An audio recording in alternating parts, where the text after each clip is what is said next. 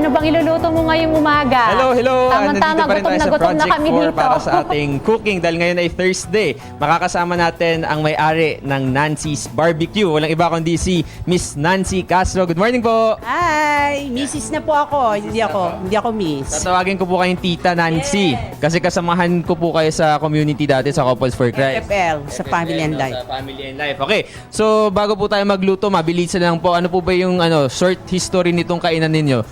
Simple lang. Kami mag-asawa nagsimula lang sa baba, pataas. Basta dito sa business na to, partner namin si God. Ganda na dapat partner si God sa lahat ng mga businesses. Always. Kasi ilang years na po itong kainan ninyo? Kung kasama yung start namin pagbo-barbecue, siguro mga 1985 kami nagsimula sa pagbo-barbecue. Etong karinderya, 6 years na. 6 years na. Matagal-tagal na rin pala itong partnership ninyo. Okay, so ano po ba yung best seller nyo dito lagi?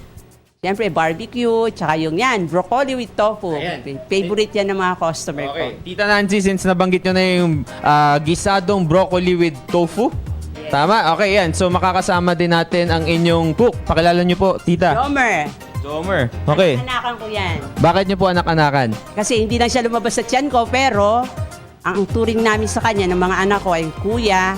Basta sa amin mag-asawa, anak na namin siya. O siya, tara, simulan na natin. Kuya Jomer, magluto na tayo ng gisadong broccoli with tofu. Tita Nancy, pag narinig ko yung tofu, parang healthy, no? So, healthy food talaga yan. Pang vegetarian. May broccoli pa, so greens, tapos may tofu, mga masarap. Okay, simulan na natin. Isa-isayin natin, Kuya Jomar, yung yung mga ingredients natin. Ano yung unang gagawin natin? Gigisa natin. Siyempre, gisado nga, so magigisa tayo. Sibuyas ba yun? Sibuyas? Ayan, sibuyas, tapos bawang. Napakabango dito sa loob ng kusina nila. Yan yung mga basic, no? So, paano po ba yung tinuruan si Kuya Jomar ng lahat ng mga niluluto dito? May experience namang magluto yung bata na yan eh. Marunong siya magluto talaga. So, talagang buong-buo yung tiwala nyo sa kanya. Oo, talagang buong buo. Walang halong ano. Ayan, tita, may nilagay na bago si Kuya Jomar. Yan yung tofu, no? Ayan. Kasi medyo abala si Kuya Jomar ngayon. At saka mataas yung apoy. Medyo mainit. Pero okay lang natin. Oh, sanay na sanay. Gamay na gamay. Para Kulay niya ganyan kasi sanay siya sa apoy. nakita niyo yung apoy na yan. Napakataas. O, tapos may toyo. Ang bango-bango. Toyo. Ay, hindi pala toyo yun. Ayun, tita. Hindi, siya ako walang toyo. Walang toyo. Ayan po yung nilalagay natin. Tubig, tita, no? Oo, yan. Oo.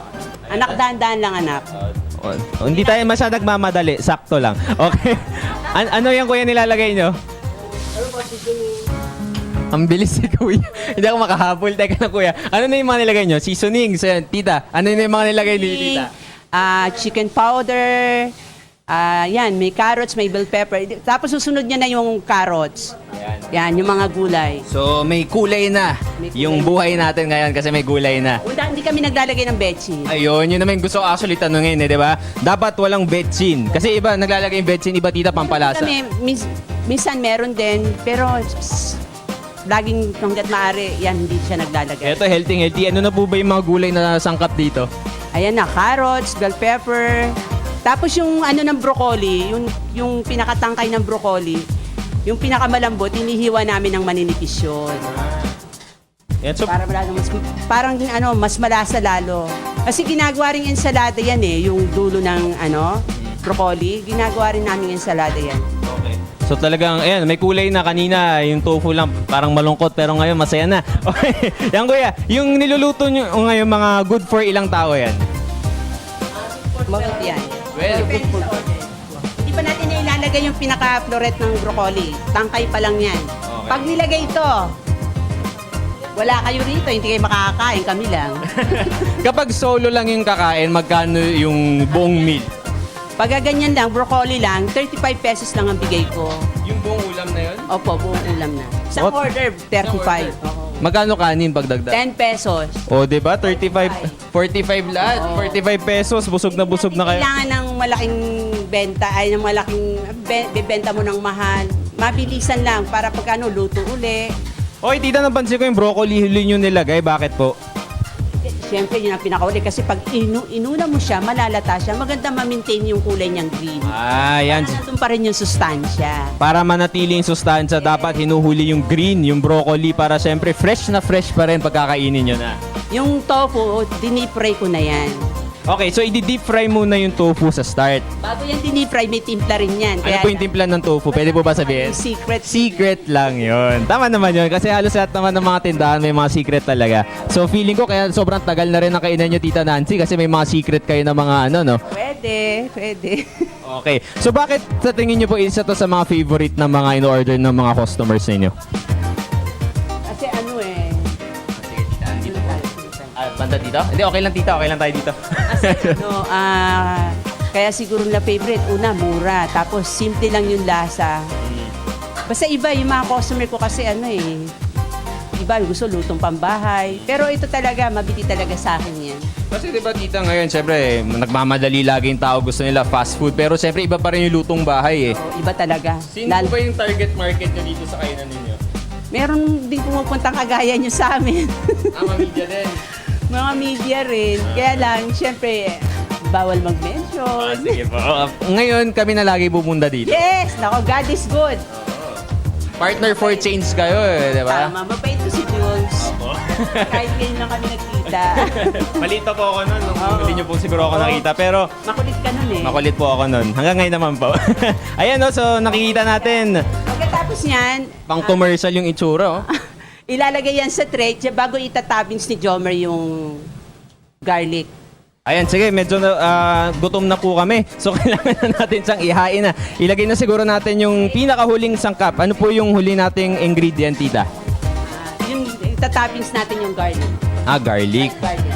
Kasi, kuya, ilagay na po natin dito para matikman na natin. Lalo na po, Bisaya yung ating Pangulo. Titingnan natin kung lami to, lami kayo. Oh, sana po si Presidente Duterte Ay, oo. makarating sa amin. Mahilig kumain si Pangulo sa mga karinderya, sa mga kantin. Oh, talaga. Napanood ko yon sa Davao. Nakakaalam mo, Presidente, talagang solid kami. Nagtatak pa kami ng t-shirt na walang bayad. Talaga? Walang bayad sa mga customer namin. Sila mag-provide ng t-shirt, kami magtatatak. Basta libre mo papakainin si Pangulo dito. Libre talaga. Pag sige. pumunta si Oo. Presidente Digong, Sige. iluluto ko sa iyo to. Sige, yan. Tita, baka pwede ilagay na raw natin sa plato kasi ano, Ito na anak. gutom na tayo. Sabihin namin kay Pangulo kung anong lasa nito. Ito na ako. O anak ko. Sakto tita ngayon, nagpapaka-healthy living kami ngayon. So, sakto-sakto yung pagkain. Anak, lagay mo yung toppings sa garlic. Sprinkle mo lang anak. Ay, for sure po yung mga co-host ko ngayon sa studio, sila Aljo pati si Dayan, gutom na. Ayan, subukan na natin. Tita, dito tayo. Ay, ito na yung tindor. Lumilipad na po, papunta dito. Okay lang yan. Ayan o, diba? Broccoli, tofu. Oh, Sige. wow.